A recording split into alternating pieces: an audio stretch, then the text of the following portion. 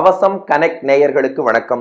ஸ்ரீ லக்ஷ்மி அட்டோத்தரத்தின் 49வது திருநாமம் பத்மமாலதரா என்பது. ஆண்டாள் நாச்சியார் கண்ணனையே காதலித்தாள், கண்ணனையே கடிமணம் புரிய வேண்டும் என்று விரும்பினாள். இந்த நிலையில் மார்கழி நோன்பு நோற்றாள். நாச்சியார் திருமொழி பாடி பல வகைகளில் தன் காதலை பகவானுக்கு தெரிவித்தாள் என்றெல்லாம் பார்க்கிறோம். கடைசியா ஆண்டாள் தன் கையில ஒரு பிரம்மாஸ்திரத்தை எடுத்தாளாம். பகவானை அடைய தப்பாத வழி என்னன்னா ஆச்சாரிய சம்பந்தம். தனக்கு திருத்தகப்பனாரும் நல்லது உபதேசித்த ஆச்சாரியனாகவும் இருக்கக்கூடிய பெரியாழ்வார் திருவடிகள்ல சரணாகதி பண்ணாலாம். அப்பா, நீங்க பார்த்து பெருமாளை கூப்பிடுங்கப்பா, நீங்க கூப்பிட மாட்டேடான்னு கண்ணபிரான் எங்கின்னு இருக்கான், நீங்க கூப்பிட்டா அவன் வருவான், நீங்க அழைக்க வேண்டும் என்று பெரியாழ்வாரிடம் சொன்னாள் ஆண்டாள். பெரியாழ்வார் சொன்னாராம், என் மகளுக்காக பெருமாளை கூப்பிடணும்னா கூப்பிட மாட்டேனாமா, சொல்லு, உனக்கு எந்த பெருமாள் வேணும்னு சொல்லு. ஆண்டாள் சொன்னாலாம், 106 பெருமாளையும் வர சொல்லு, ஸ்வயம்வரத்துல நான் தேர்வு செய்கிறேன்னு சொல்லிடுறா. அதனால் பெரியாழ்வார் அழைத்தார். 106 எம்பெருமான்களும் கருட வாகனத்திலே ஸ்ரீவில்லிபுத்தூருக்கு வந்துட்டாளாம். ஒரே நாள்ல ஒரே இடத்துல 106 கருட சேவை. 106 பெருமாள்களும் கருட வாகனத்திலே வர அவர்களை எல்லாம் வரவேற்றார் பெரியாழ்வார். இப்போ ஸ்வயம்வரம் தொடங்குகிறது. ஒவ்வொரு பெருமாளா ஆண்டாள்கிட்ட பெரியாழ்வார் அறிமுகப்படுத்தி, இவரை கல்யாணம் பண்ணிக்கிறியா, இவரை கல்யாணம் பண்ணிக்கிறியான்னு கேட்க போறாராம். இப்போ முதல் பெருமாளை பெரியாழ்வார் காட்டுகிறார். பத்ரிநாத்திலேருந்து பத்ரி நாராயணன் வந்திருக்கார், இந்த மாப்பிள்ளைய கல்யாணம் பண்ணிக்கிறியான்னு கேட்டார். ஆண்டாள் சொல்றாளாம், அப்பா ரொம்ப தூரமா இருக்கார்ப்பா, நாம இருக்கிறது ஸ்ரீவில்லிபுத்தூர், இவர் பாரத தேசத்தின் வடக்கு கோடி பத்ரிநாத்ல இருக்கார், ரொம்ப தூரம், இந்த மாப்பிள்ளை வேண்டான்ட்டா. அகோபிலத்திலேருந்து நரசிம்மர் வந்திருக்கார், எவ்வளோ அழகு, அழகிய சிங்கமா இருக்கார், கல்யாணம் பண்ணிக்கிறியான்னு கேட்டார். ஆண்டாள் சொன்னாலாம், மாப்பிள்ளை அழகா இருந்து என்னப்பா பண்றது, தெய்வமல்லால் செல்ல ஒண்ணா சிங்கவேள் குன்றமேன்னு அகோபிலத்துக்கு ஜீப்பு டிராக்டர் வச்சுன்னு போனாலும் தெய்வமே நினைச்சாலும் போக முடியாது, அவ்வளோ கஷ்டமான ஊர், அப்படிப்பட்ட இடத்துல எல்லாம் போய் கல்யாணம் பண்ணி கொடுக்காத, இடம் சரியில்லைன்ட்டாலும். அடுத்து திருமலையிலேருந்து ஸ்ரீனிவாசன் வந்திருக்கார், இவரை கல்யாணம் பண்ணிக்கிறியா என்று கேட்டாராம் பெரியாழ்வார். அதுக்கு ஆண்டாள் சொன்னாலாம், மாப்பிள்ளை நன்னா இருக்கார், குளிரருவி வேங்கடம்னு அவரோட ஊரும் நன்னா இருக்கு, என்ன பண்றது, பத்மாவதியை கல்யாணம் பண்ணிட்ட அந்த கடனையே இன்னும் அவர் அடைக்கல, குபேரன்ட்ட கடன் வாங்கி மறுபடியும் அடுத்த கல்யாணத்தை பண்ணி டபுள் கடனாளி ஆக்காத, அடுத்த மாப்பிள்ளைக்கு போனா. கும்பகோணத்திலேருந்து ஆரா அமுதாழ்வான் சார்ங்கபாணி வந்திருக்கார், அமுதமாய் இனிக்கிறார், கல்யாணம் பண்ணிக்கிறியான்னு கேட்டார். ஆண்டாள் சொல்றாளாம், அவர் ஏற்கனவே திருமழிசை பிரானுக்கு நேர்ந்து விட்டாச்சு, ஏன்னா திருமழிசை ஆழ்வாருங்கிறவரை திருமழிசை பிரானாக இவராக்கி, ஆறாவமுத பிரான்னு இருந்தவர் ஆறாவமுத ஆழ்வான் ஆகி, அப்படி அவளுக்குள்ள ஒரு இன்டராக்ஷன்ப்பா, நாம போய் நடுவுல தலையிட வேண்டான்னா. அப்படியாமா, ஒப்புலியப்பன் கோவில்லேருந்து ஒப்புலியப்பன் கருட வாகனத்துல வந்திருக்கார், ஒப்புலியப்பனை கல்யாணம் பண்ணிக்கிறியான்னு கேட்டார்.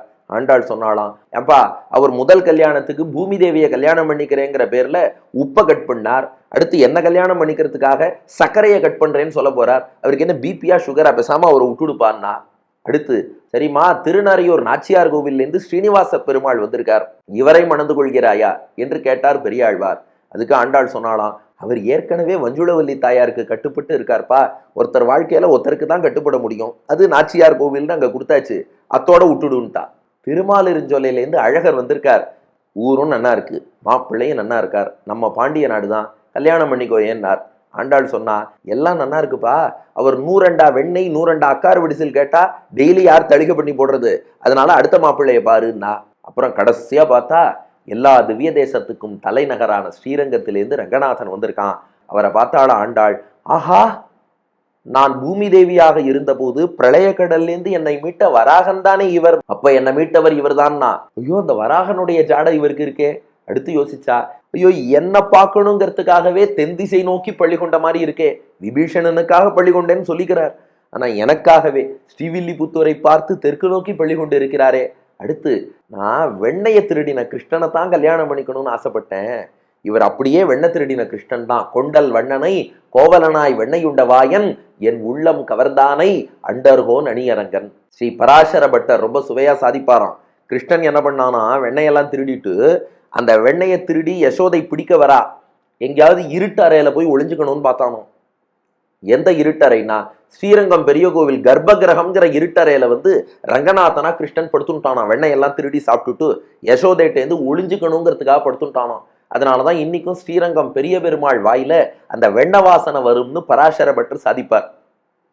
அப்போ ஆண்டாள் பார்த்தா, வராகனும் இவன் தான், நான் விரும்பும் கண்ணனும் இவன்தான், என்னை நோக்கி பள்ளி கொண்டிருக்கும் தெய்வமும் இவன்தான், இவர்தான் எனக்கு கணவன்னு ரங்கநாதன் கழுத்துல மாலை போட்டாளாம்.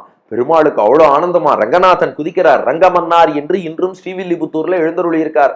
பெருமாள் சொன்னாராம், எல்லா பெருமாளும் போட்டி போட்டா ஆண்டாளுடைய மாலை யாருக்கு கிடைக்கும்னு.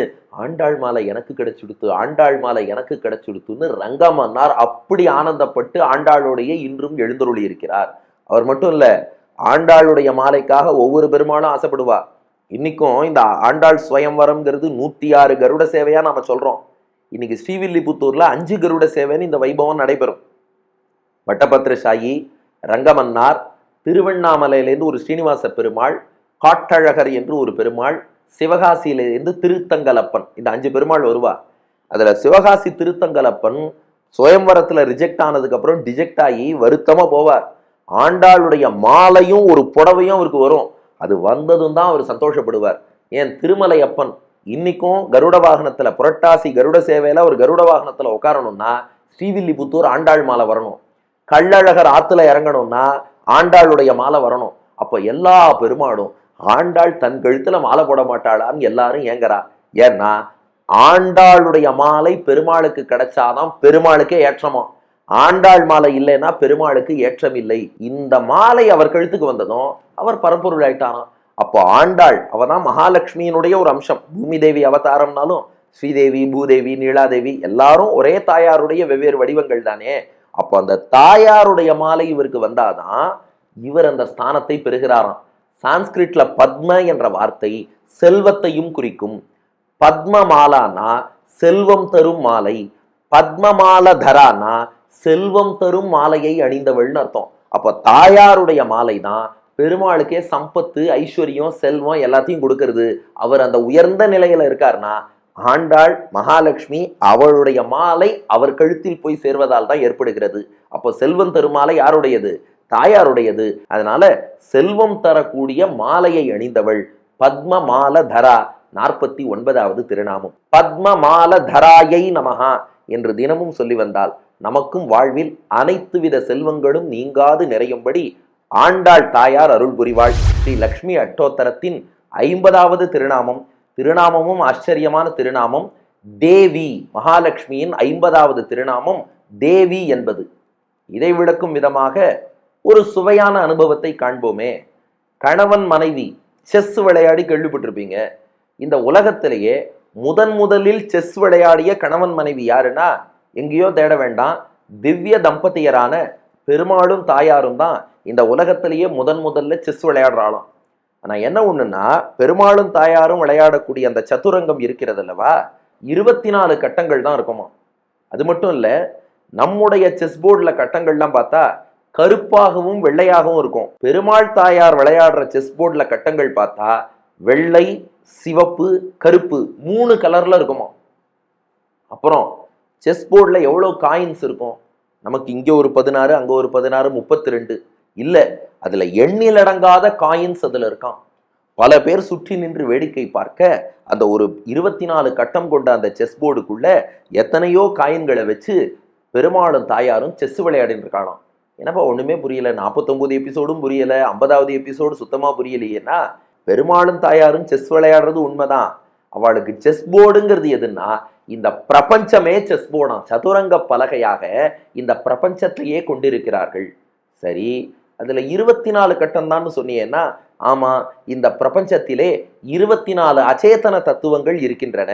அதாவது பஞ்சபூதம், நிலம், நீர், காற்று, நெருப்பு, வானம், 5 கவுண்ட் பண்ணிக்கோங்க. அப்புறம் பஞ்ச தன்மாத்திரங்கள்னு சொல்லுவா. பார்த்தல், கேட்டல், சுவைத்தல், நுகருதல், தொடுதல், இந்த 5 விதமான ஆக்ஷன் பஞ்ச தன்மாத்திரங்கள். 10 பஞ்சபூதங்கள், பஞ்ச தன்மாத்திரங்கள்.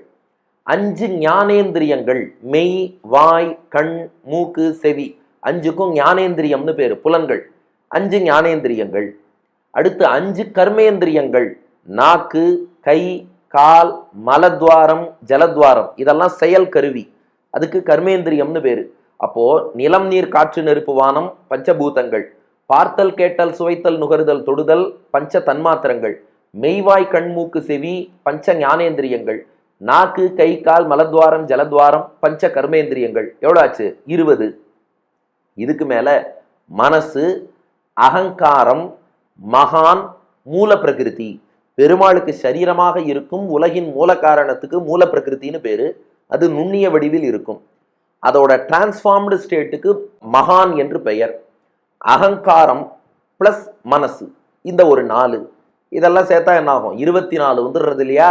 இந்த 24 தான் இந்த பிரபஞ்சம்ங்கிற அந்த சதுரங்க பலகையில் உள்ள கட்டங்கள். பஞ்சபூதங்கள், பஞ்ச தன்மாத்திரங்கள், 5 ஞானேந்திரியங்கள், 5 கர்மேந்திரியங்கள், மனசு, அகங்காரம், மகான், மூல பிரகிருதி. இதான் கட்டங்களாம்.